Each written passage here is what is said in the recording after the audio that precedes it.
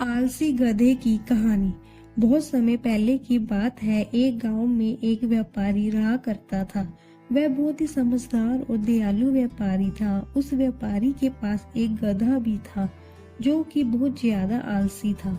व्यापारी हर रोज अपना सामान जैसे कि मसाले, दालें, फल आदि गधे के ऊपर लाद के शहर में दूसरे व्यापारी को बेचने जाता। जब भी वह शहर जाता था तो उनको हर रोज एक नदी पार करके गुजरना पड़ता था। व्यापारी का गधा आलसी के साथ जवान और ताकतवर भी था। व्यापारी उस गधे पर कितनी सारी बोरियां लाद के शहर लेकर जाता और जब वह सामान बेचकर गांव में वापस आते तो व्यापारी उस गधे को भरपूर खाना देता और उसका ख्याल भी रखता, क्योंकि उसको पता था कि गधा उसके व्यापार के लिए बहुत जरूरी है। लेकिन गधा बस सारा दिन यही सोचता रहता था कि ये मालिक मुझे कब छुट्टी देंगे और मैं कब आराम करूं। बस वह गधा सारा दिन आराम, खाना और सोना ही चाहता था। उस गधे को ये तक नहीं पता था कि अगर व्यापारी एक दिन भी काम पर नहीं जाएगा तो उसको कितना नुकसान होगा, और अगर पैसे नहीं होंगे तो गधे को भी कुछ खाने को नहीं मिलेगा।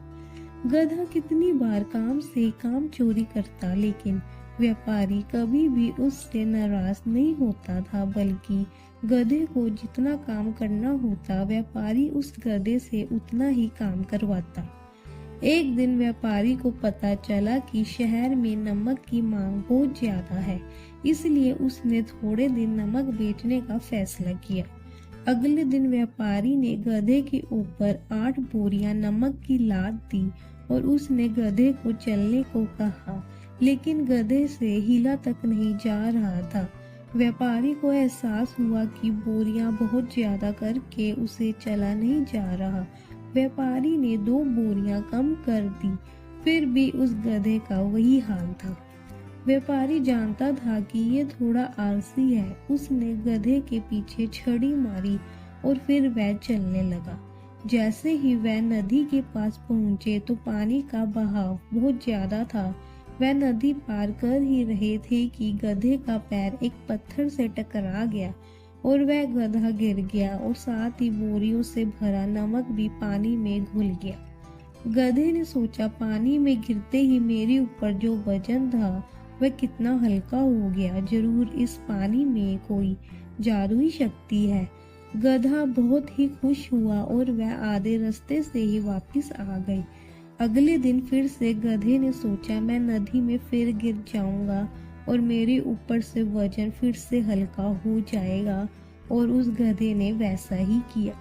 व्यापारी को गधे के ऊपर शक हुआ। उस व्यापारी ने अगले दिन गधे के ऊपर नमक की बोरियों की जगह रुई की बोरियां लाद दी, और जैसे ही वह नदी पार करने लगे तो वह गधा फिर गिर गया और रुई में पानी भरने के कारण सारी बोरियों का वजन बढ़ गया, जिस कारण गधे से उठा तक नहीं जा रहा था।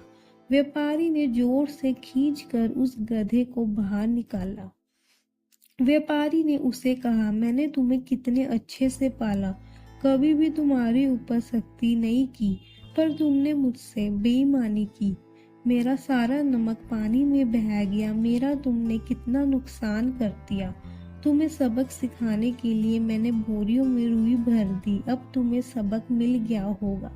गधे को अपनी गलती का एहसास हो जाता है और उसको पता लग जाता है कि इस पानी में कोई जादुई शक्ति नहीं है। वह व्यापारी से माफी मांगता है और अब वह दोबारा ऐसी गलती नहीं करता है।